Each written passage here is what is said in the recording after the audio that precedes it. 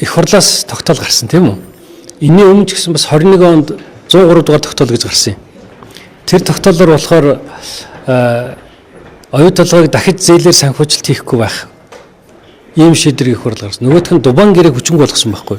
Одоо энэ зээлийн хүүд өдөр бүр 13-аас 15 тэрбум төгрөг төлж ирэх гэж яриад шүү тийм үү?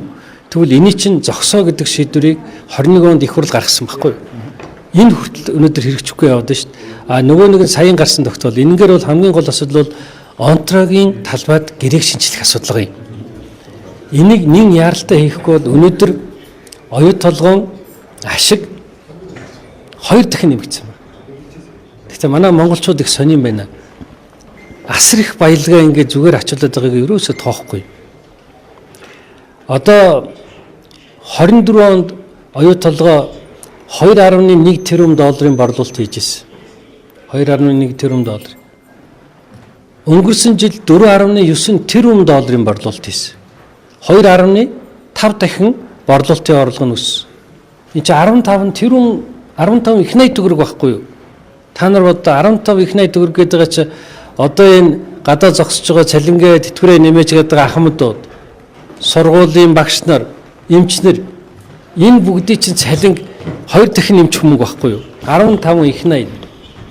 Гэтэл өнгөрсөн жил оюу толгой зөвхөн борлуулалтын орлогоороо 2.8 тэрбум буюу 10 их найт ашиг хийсэн. 24 онд 2.1 тэрбум доллар орж ирсэн бол 25 онд 4.9. Өөрөөр хэлэх юм бол цэвэр 2.8 тэрбум доллар буюу 10 их найдын ашиг хийсэн. За энэ 10 их найдын ашигаас та нар Монголд хэдийг өгсөн гэж бодож байна? 140 сая. 140 сая доллар. 140 сая доллар гэдэг чинь одоо нэг 3-400 тэрбум төгрөг үү? 10 их найдаас шүү дээ. 10 их найд гэдэг чинь үгүй би зүгээр нөгөө нэг үнийн зүргээс усаа ашигын энэ нөгөө уул далдуурхаа орсоос борлуулалтын орлого өссөн хэлээд нь шүү дээ. 2.1 байснаа 4.9 буюу 2.8 тэрбум долларын нэмэлт орлого болсон. Тэрнээсээ 140 сая гэдэг байсан. 140 сая гэдэг чинь нэг 4-500 тэрбум төгрөг байхгүй юу? 4-500 тэрбум төгрөг төлж байна. 10 их найдын одоо борлуулалтын ашиг олцоод гэтэл монголчууд өнөөдөр яаж зүгээр л алхаад явж шít. Нуруугаа өрөөл алхаад явж шít. Тэг ингээд захаа чи луурдахгүй яах юм бэ? Нөгөө энийг зарсан хулгайч нь өнөөдөр арчсан намын тэргүүн болохгүй явж шít. Тэгэхээр чин гадныхын биднийг луурдахгүй яах юм бэ? Нөгөө хулгайч нь арчсан намын тэргүүн болоо явж байхаар чин. Гэтэл яг энэний төлөө дуурдаг байсан эхнээсээ дуурсан уус төрчийг цэвэрсэн. Өнөөдөр одоо нэг бие үлдсэн зогсоод ярьж байна. Гэтэл Батэрдэн авраг байна уу? Байхгүй. Боловч чулуун байна уу? Байхгүй. Зээх болдог яасан шоронд аваач хийсэн.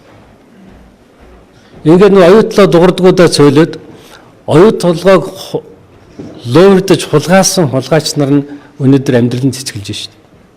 Намуудын толгойдоор гарч ирж шít. Тэгэхээр бид нар яаж сайхан амьдрах юм бэ? Яагаад сайхан амьдрахгүй юм байх юм бол? Учирлын засгийн газар энэ оюу толгойн тогтоолыг хэрэгжүүлэхгүй байгаа. Та юу гэж харж байна? Би хэрэгжүүлэх байх гэж найдаж байна. Би учралтаа энэний төрөчийн 7 хоногт орж уулзсан байгаа. Тэгээ надад тодорхой бас одоо энэ дээр акц дэвшил гарна гэж хэлсэн. Тэгээ би хүлээж байна. Би одоо хийх байх гэж найдаж байна. Тийм учраас тэр одоо онтрогийн гэрээ Дубайн тэр гэрээ хүчингүй болсон учраас энийг одоо албажуулах хэрэгтэй. Тэр зээлийн төлөлтийг зогсоох ёстой. Хамгийн гол юм Дубайн гэрээг хүчингүй болох шийдвэрийг Монгол улсын шүүх, Монгол улсын их хурл гаргачаад байхад яагаад засгийн газар энийг хэрэгжүүлэхгүй байгаа даа?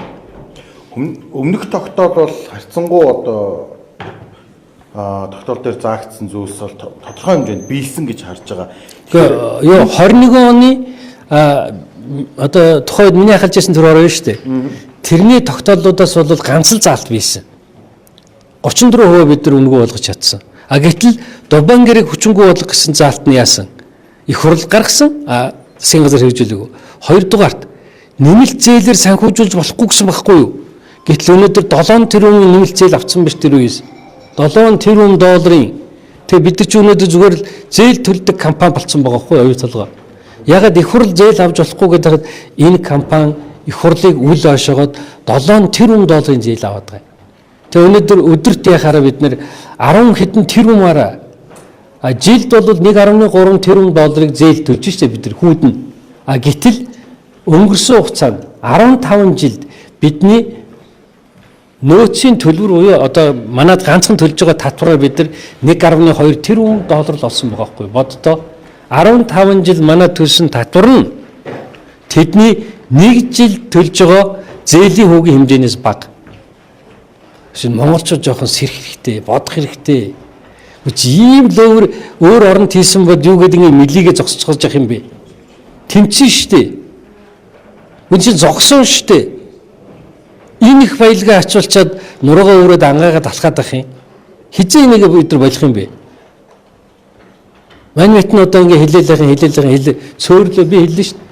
Цөөрсөөр аваад байхгүй. Зарим нь шоронд яваад ингээ байх. Тийм байх юм бол бидний амьдрал одоо хизээ сайжрахгүй.